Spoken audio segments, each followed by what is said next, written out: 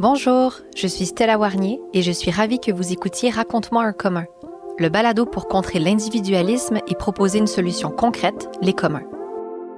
Chaque semaine, je reçois une personne dont le récit m'a inspirée et qui présentera un commun, c'est-à-dire un groupe de personnes qui s'unissent autour de valeurs d'entraide et de solidarité, qui mettent en commun leurs ressources et qui prennent les décisions collectivement. Parce qu'un monde meilleur, ça existe déjà.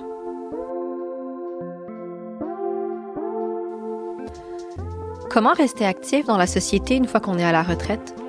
Comment passer d'un emploi où on fait partie d'une équipe, où on prend des décisions, où notre opinion est écoutée, à soudainement ne plus avoir de lieu où trouver sa place? Est-ce que le bénévolat est vraiment la solution à l'isolement des personnes aînées? C'est ce genre de questions auxquelles tente de répondre Présage, un organisme qui encourage l'engagement social chez la population vieillissante. Avec Camille, dans cet épisode, on parle de bénévolat, de pickleball, de cohabitation intergénérationnelle et de valoriser le fait de vieillir. J'espère que ça vous inspirera. Bonne écoute! Camille Sans-Chagrin, tu es étudiante à la maîtrise en gestion de l'innovation sociale à HEC et tu as orienté ta recherche d'une manière que peu de chercheurs ont fait parce que tu t'intéresses à l'engagement social chez la population vieillissante, chez les aînés. Tes connaissances, tu les mets aussi en pratique pour les diffuser au sein de Présage, une OBNL dans laquelle tu es coordonnatrice du projet intitulé « La relance pour vieillir en commun ». On va parler de tout ça en long et en large aujourd'hui dans notre discussion. D'abord, bonjour, merci de me recevoir ici. Merci à toi, je suis vraiment contente. Pour ma première question, pour débuter l'entrevue, Camille, j'aimerais savoir quelles valeurs sont fondamentales pour toi? Oh, aïe, je m'étais pas préparée pour ça. C'est drôle, je suis vraiment du genre à me poser plein de questions de même, tu sais, des questions larges, là, puis de savoir tout, tu sais, c'est quoi ton livre préféré, c'est quoi. Mais les valeurs, je pense que je me suis jamais vraiment posé la question. Je pense que la famille, c'est super important pour moi. C'est ça, j'habite en arrière de chez maman-papa parce que c'est important puis que c'est quelque chose, je pense, qu'il faut entretenir puis que c'est pas toujours facile, mais voilà. Tu vois, la collectivité, oui, mais en même temps, c'est pas quelque chose que je trouve super facile non plus. J'adore que j'ai aucune idée. La simplicité, est-ce que c'est une valeur, tu dirais? Je sais pas. Je suis quelqu'un de très simple. Fait que la famille, la simplicité, la collectivité, j'aimerais ça être capable de comme plus le développer. On va dire ça. Ben, c'est une très, très bonne réponse. Donc, tu travailles, je l'ai dit au début, à Présage, qui est une OBNL, qui s'intéresse depuis longtemps au milieu bénévole et aux aînés. Pour commencer à embarquer dans ce sujet-là, tu peux nous donner des exemples de communs que tu as observés chez les aînés? Oui. Il y a des beaux exemples. Par exemple, eux, c'est la coopérative multiservice de Tewksbury. Donc, ils sont juste un peu en haut de Québec. Fait que ça, c'est un groupe de retraités, mais pas que, qui ont réalisé qu'il y avait un gros problème de déneigement dans leur région. Les compagnies privées voulaient pas y aller parce que c'était pas assez payant, puis la ville s'en chargeait pas non plus. Fait qu'ils se sont mis ensemble, ils ont créé une coop.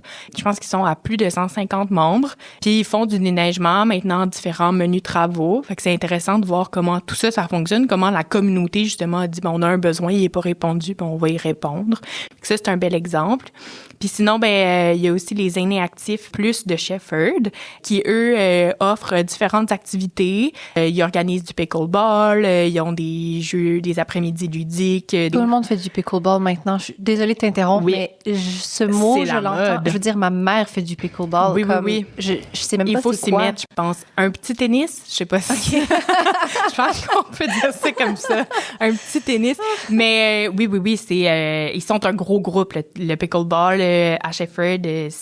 Oui. Puis, fait que c'est ça, fait qu'ils se sont mis ensemble. Il n'y a pas de salariés. C'est un groupe de bénévoles, un CA très actif. Puis, ils s'organisent, c'est ça, des conférences, etc. Fait que nous, on les a rencontrés par hasard. Puis, j'ai l'impression que il y en a beaucoup plus qu'on connaît, mais parce qu'ils sont dans des petites communautés, ils font leur affaire, puis tout est beau. Puis, j'ai l'impression qu'il y a comme une valorisation qui pourrait être intéressante de se dire, parce que là, c'est ça, il y a plein de listes d'initiatives pour les aînés, mais moi, j'aimerais ça qu'il y ait une liste d'initiatives par les aînés, tu sais.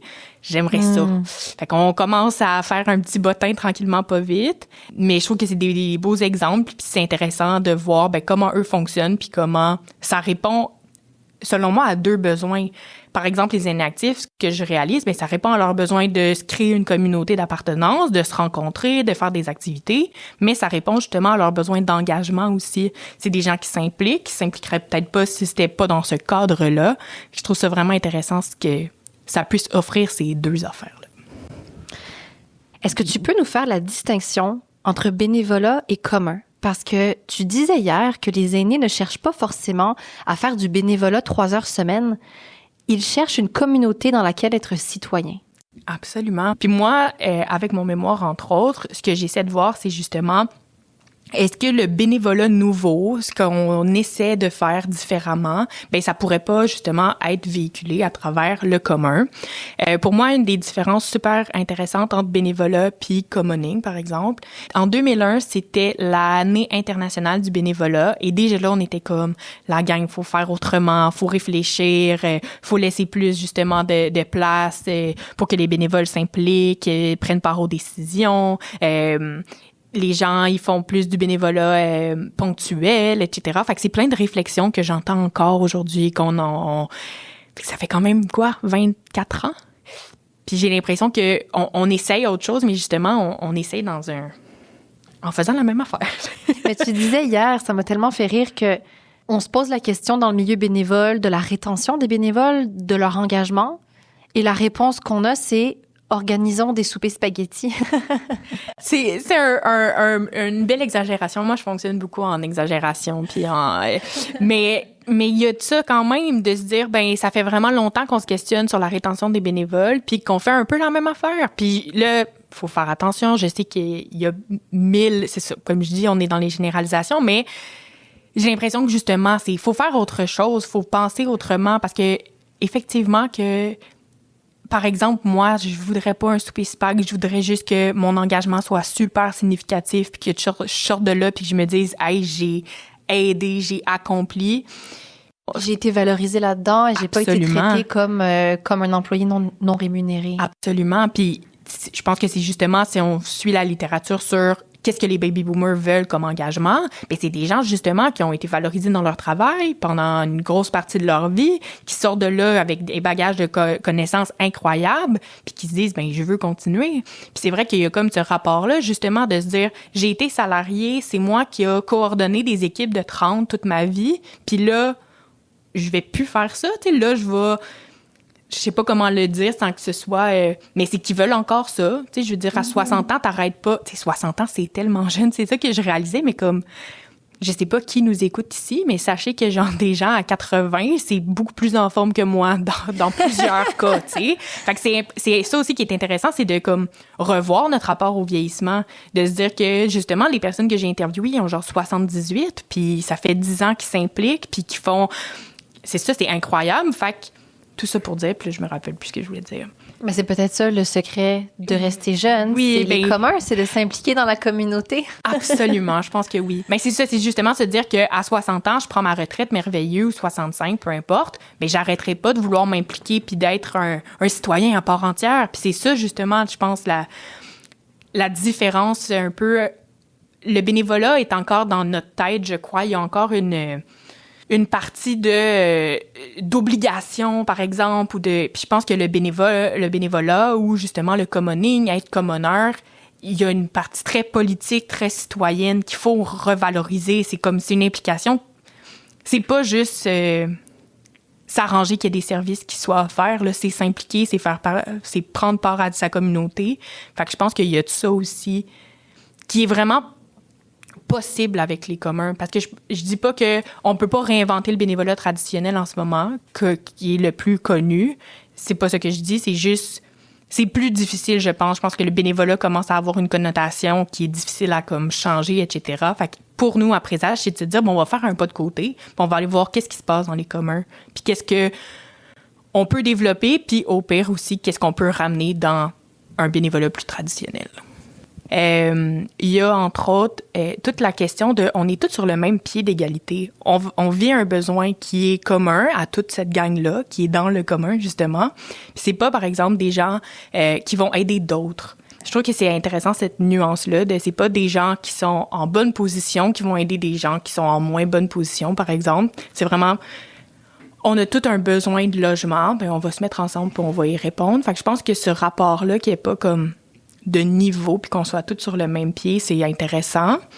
Ce que je réalise aussi, c'est que dans le commun, en tout cas sur papier, c'est ça aussi qui est intéressant, c'est de voir comment ça existe pour vrai, mais c'est de se dire que les gens vont prendre part aux décisions. Comment on va l'organiser, ce projet-là? Qu'est-ce qu'on veut faire? Comment on veut le faire?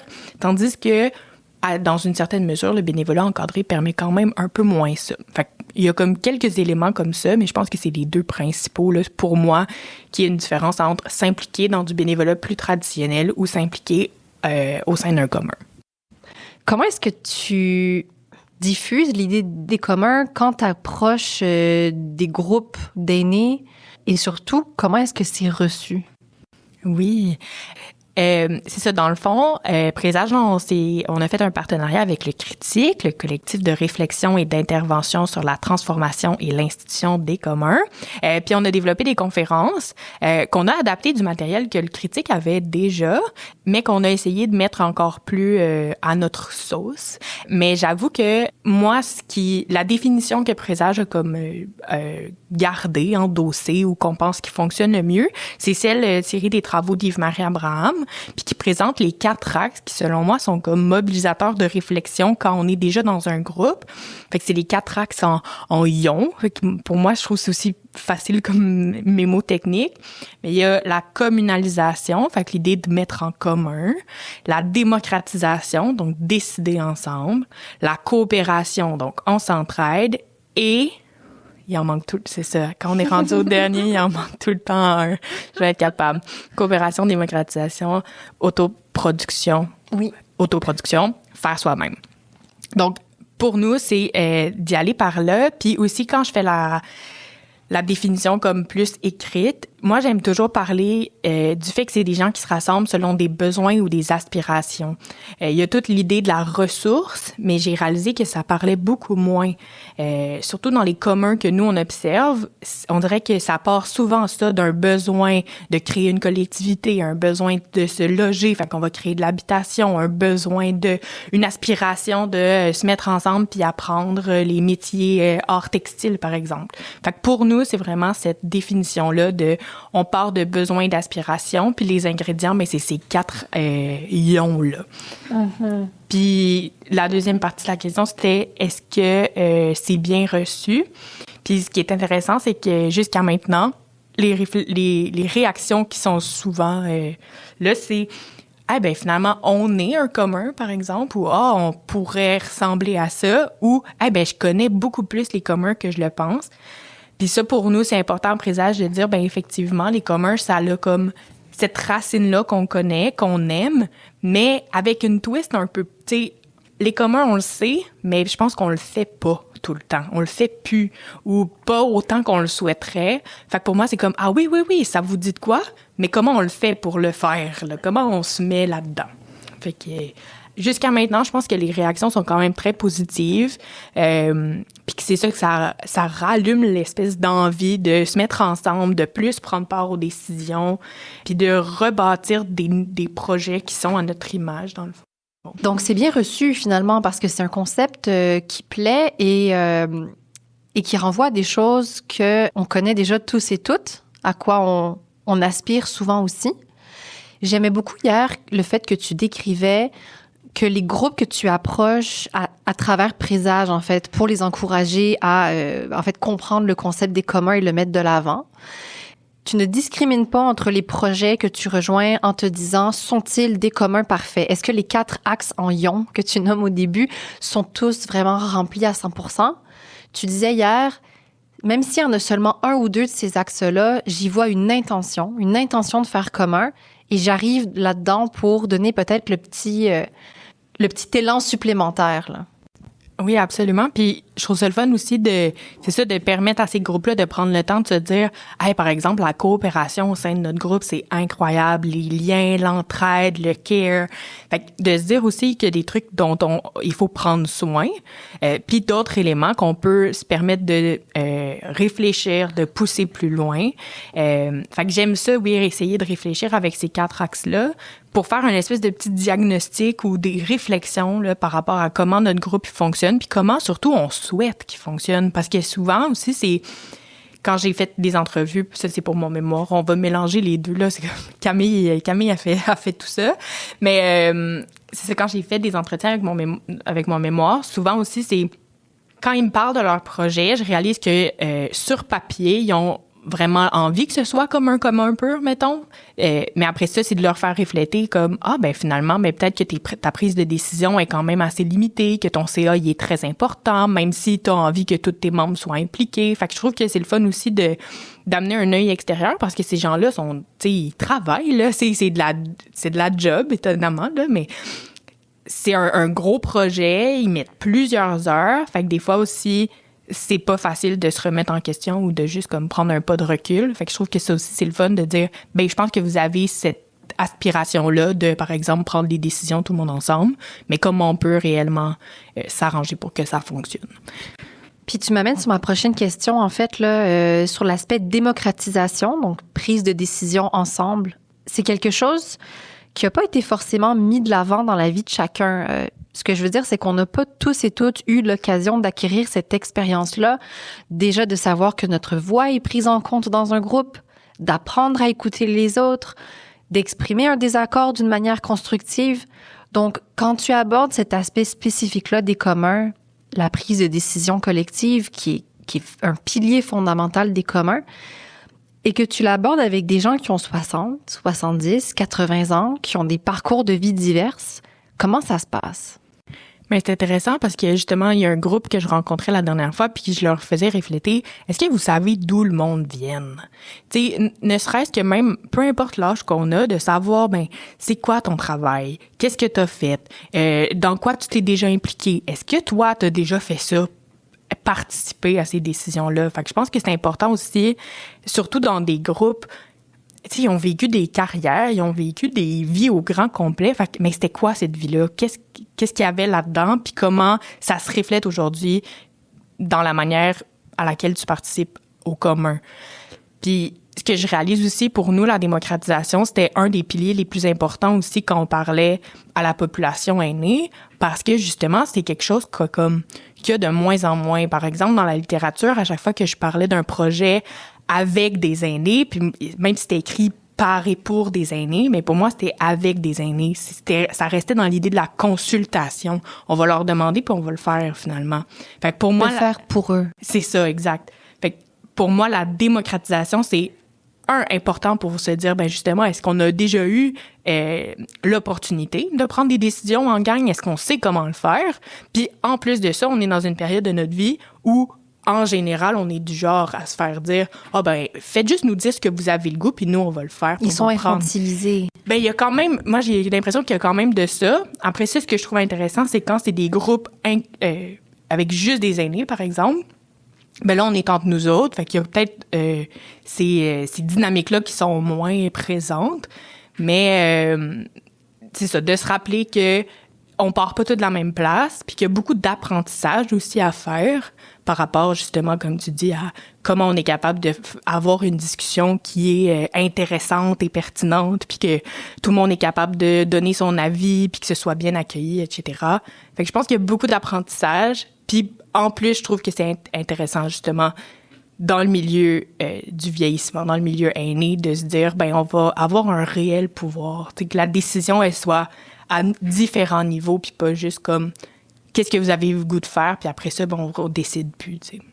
Oui, puis à la fois un pouvoir collectif pour les aînés, plutôt qu'un pouvoir individuel, parce qu'on peut imaginer que quelqu'un qui, toute sa vie, a eu un métier dans lequel il fallait simplement qu'il fasse ce qu'on lui disait de faire et qui ne pouvait pas donner son opinion et faire entendre sa voix, ou quelqu'un qui peut-être n'a pas été sur le marché du travail et qui n'a pas eu l'habitude d'avoir des réunions d'équipe où on prend la parole, où on écoute. Je pense que c'est quelque chose qu'on peut observer que en arrivant sur le marché du bénévolat, pour l'appeler comme ça, pour ceux qui se lancent là-dedans une fois à la retraite, il peut se passer un processus par lequel l'aîné, la personne, subitement se retrouve sur un CA, par exemple, et là, sa parole est écoutée, là, sa parole est entendue, là, c'est elle qui prend les décisions.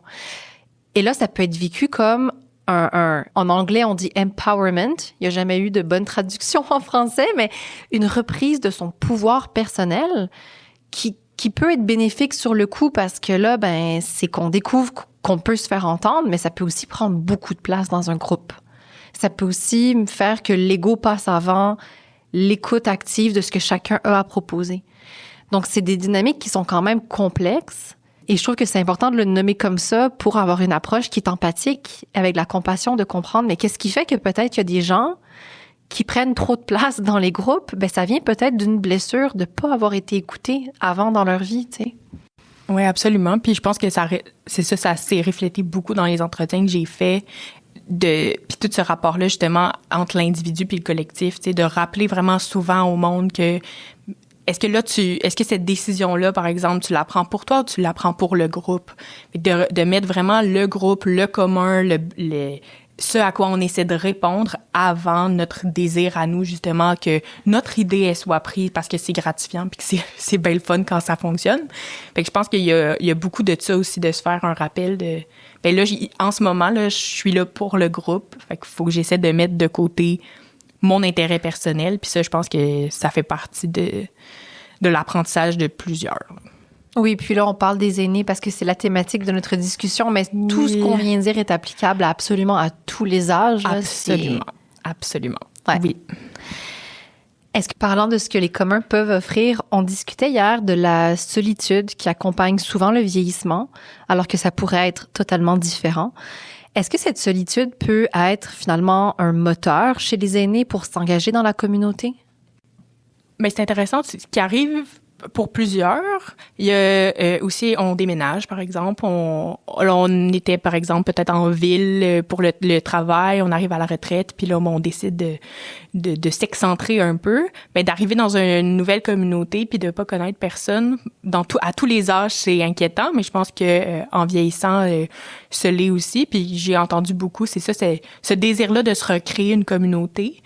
Puis je pense que les communs, justement, permettent de rencontrer des gens qui ont un intérêt commun, puis de se recréer un réseau d'appartenance. Puis je pense que pour plusieurs, ben c'est de l'or. Puis ce que je trouve aussi intéressant pour nous, à Présage, pour les communs, ce qu'on réalise aussi, c'est que valoriser les communs, c'est valoriser l'idée de dépendre des autres, d'avoir, tu sais, de demander de l'aide, de pas... Puis ce qu'on se dit, c'est ça, c'est qu'il y a comme une grosse pression à l'autonomie individuelle avec l'avancée en âge. C'est comme si ça justifiait ta valeur. Il faut pas être un fardeau pour les autres. Oui, absolument. Puis c'est ça, c'est être autonome, c'est ça, pas dépendre, on dérange personne. Il y a beaucoup ça. Tandis que là, j'ai l'impression qu'il y a comme un déplacement avec les communs où on se dit, bon, on va dépendre entre nous autres, tu sais. Évidemment qu'on dépend tous et toutes des autres, là. Exact. Puis c'est ça, puis c'est au pire, ben, au lieu de dépendre, par exemple, de services qui sont offerts par l'État ou de services qui sont offerts par le privé, ben, on va dépendre de notre communauté. Puis ça, ben, ça crée du lien social, ça crée un tissu social plus intéressant. Fait que pour moi, il y a de ça aussi, de revaloriser l'idée de demander de l'aide, c'est vraiment correct. Puis c'est ça, que ça enlève rien puis que t'es pas un moins bon aîné parce que tu fais pas tout seul. Parce que, comme Huguette, la directrice, elle nomme souvent, on n'a jamais reproché à une mère de famille de demander de l'aide pour des plats, pour faire du ménage, mais pourquoi, quand on est rendu à comme 75-80, là, faudrait pas demander de l'aide, tu sais, ça n'a pas d'allure. C'est quelque chose qu'on voit tellement que des aînés cachent le fait qu'ils ont des soucis de santé ou des douleurs ou quoi que ce soit. Le cachent à leur famille parce qu'ils ont peur de déranger, de devenir un fardeau. Donc, je pense que ce que tu nommes, c'est très répandu. Je sors de Présage pour mettre en lumière ton côté académique parce que, on l'a dit au début, tu fais ta maîtrise sur le sujet de l'engagement social chez les aînés. Et dans le cadre de ta recherche, tu as notamment abordé un cercle des fermières. Est-ce que tu peux nous en dire plus? Est-ce que les cercles des fermières sont ou ont été des communs? C'est super intéressant, puis c'est drôle parce que quand j'ai fait un cours, moi je suis à HEC, mais j'ai triché puis j'ai pris un cours à l'UQAM et j'ai rencontré des nouvelles personnes et quelqu'un avait fait un travail là-dessus justement sur le cercle des fermières. Est-ce que c'est un commun? Puis il était arrivé un peu à la conclusion qu'il y avait un gros potentiel. Puis je pense que c'est un peu ça tout le temps. de comme il y a beaucoup de une grande potentialité de commun, mais après ça, c'est est-ce que sur le terrain ça fonctionne vraiment? Tu vois par exemple celui que moi j'ai eu la chance de rencontrer fonctionne beaucoup par comité. Les cercles d'infirmières, c'est fait aussi, il y a un CAL qu'on appelle, c'est un conseil d'administration local. Chaque cercle local a son conseil d'administration, mais ils font des assemblées une fois par mois. Fait que c'est vraiment la salle, les fermières qui ont le dernier mot. Après ça, est-ce que ça fonctionne toujours réellement comme ça ou pas? C'est pas nécessairement le cas, mais je pense qu'il y a vraiment beaucoup de mécanismes qui peuvent être mis en place pour s'assurer que tout le monde ait son mot à dire, tout le monde puisse participer, mettre la main à la pâte, puis faire partie de ça.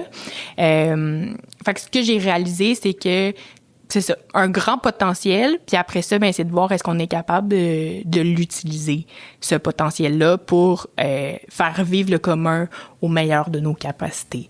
Mais je pense que c'est ça, déjà de se dire que c'est une gang de femmes qui sont ensemble, qui prennent des décisions ensemble, qui s'organisent ensemble, qu'il n'y a pas de salariés. Moi, j'aime cette idée-là que on est toutes égales, puis la tâche, la responsabilité, le bon fonctionnement est partagé entre nous. Fait que je pense qu'il y a quand même quelque chose là-dedans. Puis après ça, ben ça dépend de la volonté de chacun. Puis si justement, j'ai l'impression que les CA, ça peut être soit du bonbon ou un peu attention.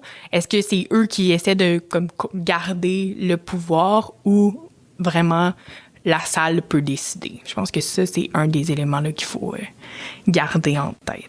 C'est très intéressant que tu nommes l'absence de salariés au sein des cercles d'infirmières. Puis, ça me fait penser que hier, tu nommais le fait que souvent, dans les associations ou les groupes d'aînés, tout le monde est bénévole, sauf un ou une salariée qui sont des jeunes, en fait.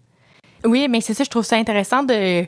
Puis c'est pas une dynamique que j'ai creusée, mais je pense qu'il y a quand même quelque chose là-dedans, dans les dynamiques de pouvoir, par exemple, ou dans les dynamiques de comment ça fonctionne. Fait que justement, d'avoir comme plein de bénévoles, puis un ou deux salariés, souvent la direction, la coordination, puis que c'est souvent justement des gens qui sont plus jeunes. Fait que j'aimerais ça creuser ça, de voir est-ce que ça crée des dynamiques, est-ce que ça enlève d'une façon ou d'une autre un pouvoir aux aînés, justement, ou est-ce qu'on est toujours capable de se dire, je suis vraiment juste là en appui, parce que là, je suis pas en train de dire qu'on n'a pas besoin de ces salariés-là, c'est vraiment pas ça, mais de se demander qu'est-ce que ça a comme impact. Genre, justement, si demain matin, aux aînés actifs de Shefford, par exemple, je mets un salarié, qu'est-ce que ça va changer? Est-ce que il y a un pouvoir qui est plus grand? En tout cas, cette notion-là m'intéresse beaucoup, puis surtout, justement, avec ce rapport d'âge-là. Est-ce que ça aussi, ça aurait un impact? Mais ce n'est que pure hypothèse, mais je pense que c'est intéressant de se questionner à voir qu'est-ce que ça peut faire comme différence. À creuser. Ma prochaine question est beaucoup plus axée sur toi. Je pense que tu as assez bien défini depuis le début ce que ça signifie pour toi, les communs, ta définition, ce que tu en comprends. Mais j'aimerais savoir, pourquoi est-ce que les communs résonnent pour toi? C'est une bonne question. Je pense que justement, c'est ça qu'on a le goût. En tout cas, moi, c'est ça dont j'ai le goût. Je trouve que... Puis j'ai réalisé dernièrement que ce qui m'a fait beaucoup allumer sur les communs, c'était des phrases qui comme résonnaient puis qui me disaient, c'est ça. Puis, les communs, pour moi aussi, c'est une vraie façon de faire changement. J'ai l'impression qu'il y a beaucoup de changements qu'on aimerait voir dans nos collectifs, dans nos vies, etc., mais qu'on essaie de faire du changement avec la même affaire. J'ai l'impression que souvent, on est comme... Je sais plus c'est qui disait comme... Au lieu de s'arranger avec les moyens qu'on a maintenant pour faire un changement, on va décider le changement qu'on veut, puis on va s'arranger pour être capable. Comme je trouve qu'il y a tout ça avec les communs, parce qu'il y a beaucoup de monde qui disent « Ah, c'est conceptuel, les communs, c'est... » Mais moi, je trouve qu'il y a quelque chose d'intéressant que, premièrement, c'est pas juste conceptuel, mais je trouve que c'est intéressant qu'il y ait quelque chose de... pas utopique non plus, mais... Puis là, je le mime avec ma main, mais il y a comme quelque chose de loin, c'est comme un but. Puis après ça, c'est de se poser la question, mais comment on peut y arriver? Je trouve qu'il y a de ça, puis ça fait assez changement de ce qu'on fait pour qu'on fasse autre chose. J'ai l'impression d'avoir dit 3 mots, mais ça donne quand même l'impression. C'est ça. Pour moi, les communs, c'est un idéal qu'on a le goût, Puis c'est motivant, selon moi, à se poser la question, mais comment on fait pour ça vient avec une très grande part de réflexion individuelle et collective, parce que pour que ça fonctionne, pour qu'on puisse sortir de nos manières de faire actuelles et aller dans la prise de décision tous ensemble, par exemple, ben ça prend un travail personnel d'écoute, de régulation des émotions, de communication. Pour aller dans la collaboration, ben ça prend un travail personnel aussi, de faire des compromis, de comprendre quels sont les besoins des autres, d'avoir de la compassion. Donc, c'est quand même quelque chose qui n'est pas une solution magique, mais je suis très d'accord avec toi que c'est un idéal à atteindre et que c'est le chemin pour s'y rendre qui est foisonnant et enrichissant, là. Oui, vraiment. Puis, je trouve aussi, justement, parce que c'est ça qui m'a fait comme vouloir plonger encore plus dans les communs, c'est de réaliser que, c'est ça, on a fait une petite tournée avec Présage où on a rencontré beaucoup de bénévoles du milieu communautaire aîné, puis on leur a beaucoup demandé, mais qu'est-ce que vous avez le goût, ce dont vous avez plus le goût, puis selon moi, ben c'est justement, c'est de se dire, c'est des aspirations qu'on a, mais si on continue à faire la même affaire, on y arrivera pas. Fait que pour nous, Présage, c'est aussi ça qu'on veut essayer avec différents de nos projets, c'est de se dire, bon, on va essayer de trouver quelque chose qui est vraiment plus loin que ce qu'on fait pour être capable de faire autrement. Je pense qu'il y a de ça aussi, de se dire, c'est ça, si on veut un jour arriver à faire ce qu'on veut faire, il va falloir le faire autrement. Camille, qu'est-ce que tu voulais faire quand tu étais ado? Ah, c'est bon ça. J'ai déjà voulu être psychologue. C'est pour ça que j'ai fait ma chimie physique, pour rien. Je ferai pas ça finalement. J'ai voulu être enseignante aussi, un bout comme au secondaire, etc. Moi, t'étais axée déjà vers le soin des autres. Quand même, hein? Oui, un peu dans ça, dans transmettre aussi, je pense. Comme j'aime ça, moi, justement, quand quelque chose m'allume, il me fait plaisir de pouvoir le partager avec les autres. Puis je pense que c'est ça qui fait que c'est ça, je casse les oreilles de tout le monde avec les communs. Mais c'est pour ça que toi et moi, on fait un balado. Oui, chacune absolument. de notre côté et ensemble. Oui. La mixité des âges et le soin des aînés, ça peut passer notamment par l'habitation intergénérationnelle. On discutait hier de ces personnes qui, vers l'âge de 50 ou 60 ans, prennent à la maison leurs parents vieillissants pour cohabiter avec eux. Puis ton approche à toi sur le sujet est un peu différente parce que tu disais hier qu'il faut déjà apprendre à vivre avec ses parents et que ça se construit sur le temps long. Peux-tu nous dire comment est-ce que toi, tu incarnes cette vision-là? Mais oui, présentement, j'habite... puis c'est une chance immense parce que c'est pas possible pour tout le monde, mais j'habite derrière chez mes parents. Mais avec la mixité des âges, qui est quelque chose qu'on met de l'avant là, avec un de nos projets à Présage, pour nous, l'idée, c'est de se dire qu'il faut côtoyer des gens de tous les âges vite. Puis pas juste des très, très jeunes avec des plus vieux, mais justement à nos âges, comme 25, 30, 40. Il faut être capable de côtoyer nos parents, mais côtoyer des aînés en général. Puis le contraire est aussi vrai, mais j'ai l'impression que cette mixité des âges-là est importante pour être capable peut-être un jour, justement, de vivre en intergénérationnel, puis... Parce que j'ai l'impression que puis on l'entend beaucoup, beaucoup, je pense que l'intergénérationnel, surtout en habitation, a la cote incroyable en ce moment.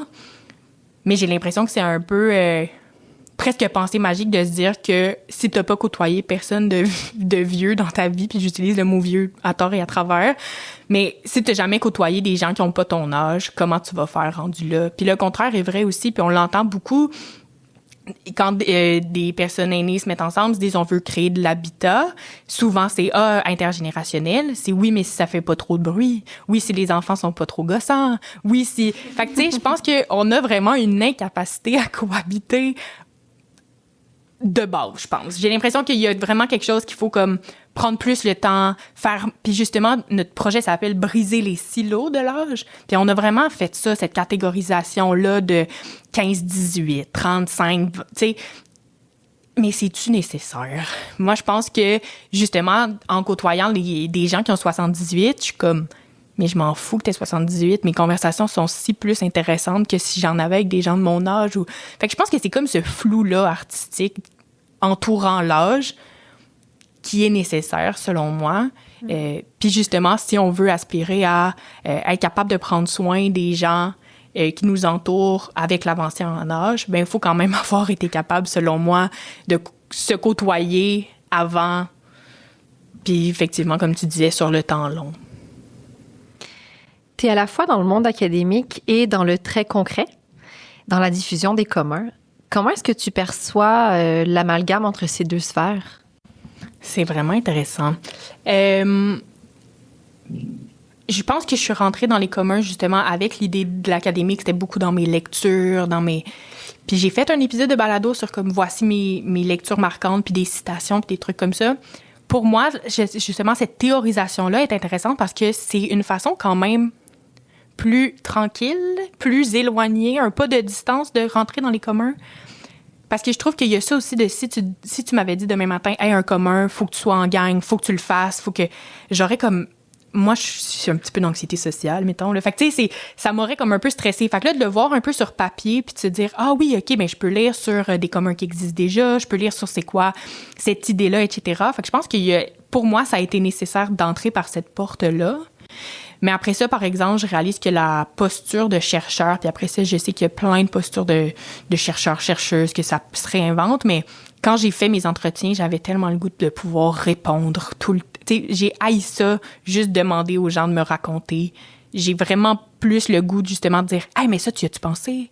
Ben là, je pourrais te pister sur tel truc que j'ai lu, ou Hey, faudrait que tu parles à un tel. » Fait que je pense que une fois le mémoire fait, je vais être contente, mais après ça, c'est vraiment sur le terrain que j'ai envie d'être pour justement faire du maillage, partager des connaissances. Puis dernièrement, j'ai réalisé que c'est comme de butiner que j'ai le goût. De rencontrer un commun, de prendre un peu de leur miel ou de leur pollen, puis d'aller le sacrer sur un autre commun, puis de dire genre « Hey, pensez-y, eux autres, ils font ça de même, ça pourrait-tu vous tenter? » Mais après ça, je sais aussi que je pense que la recherche pourrait avoir sa place, puis ça se réinventerait, mais j'ai l'impression que selon ce que je sais en ce moment puis comment je suis capable de faire ma recherche, c'est trop carré.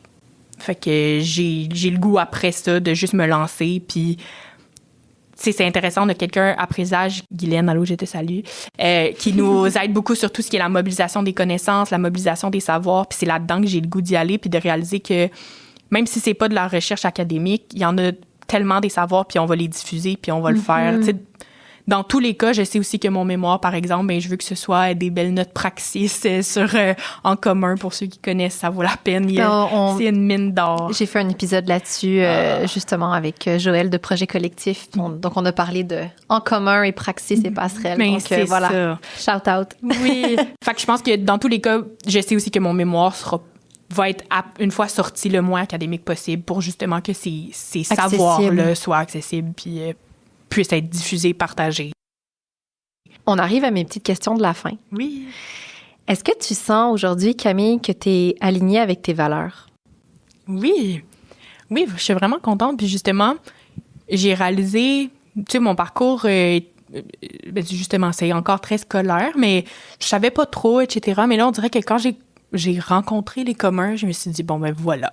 Là, tout est beau, je peux m'asseoir, je vais nager là-dessus, je vais être contente.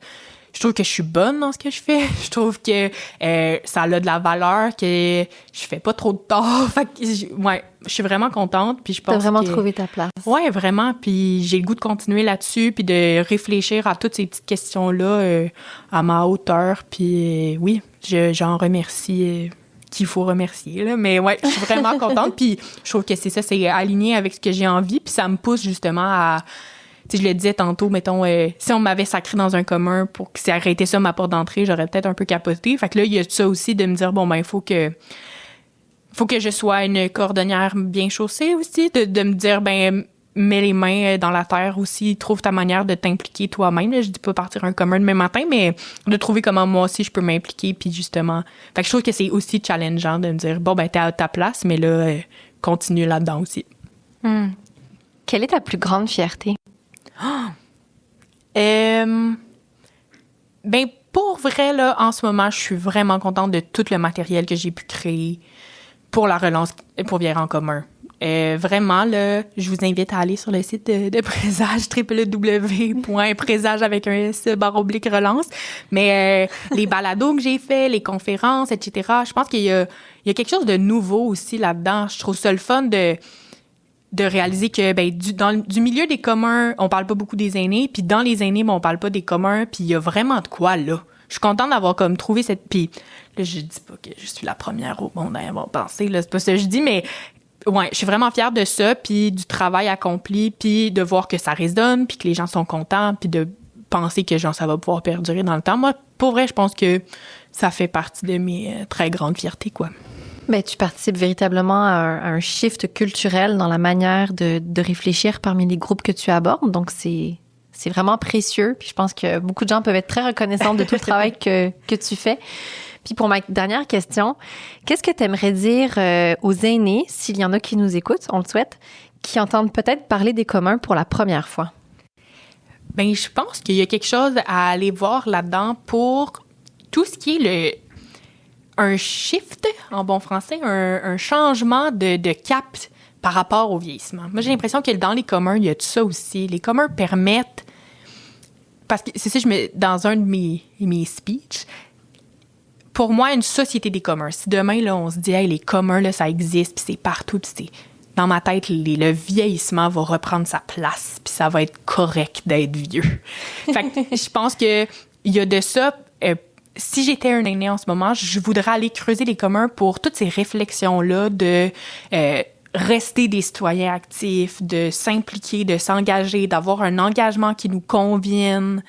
Fait que je pense qu'il y a de ça pour me motiver puis me dire « Ah oui, let's go, comme je suis un citoyen, puis je vais être un citoyen jusqu'à ce que je meure. » Fait que allons-y là-dedans, puis... ouais. Fait que je pense qu'il y a de quoi raviver la flamme de certaines, quoi. Mais c'est très beau. Merci beaucoup, Camille, pour ton temps, ton accueil ici, puis nos belles discussions, tant hier qu'aujourd'hui, là, puis de t'être prêtée au jeu des questions. Je suis très, très reconnaissante. Merci beaucoup. Merci à toi. Si cet épisode a résonné avec vous, je vous invite à le partager avec quelqu'un de votre entourage qui pourrait avoir besoin d'espoir, besoin d'y croire, pour qu'on y arrive ensemble. Si vous avez aimé la discussion, n'hésitez pas à mettre 5 étoiles, laisser un commentaire. Ça aide à propulser le balado et à donner de la visibilité aux histoires inspirantes des gens qui changent le monde, une initiative à la fois.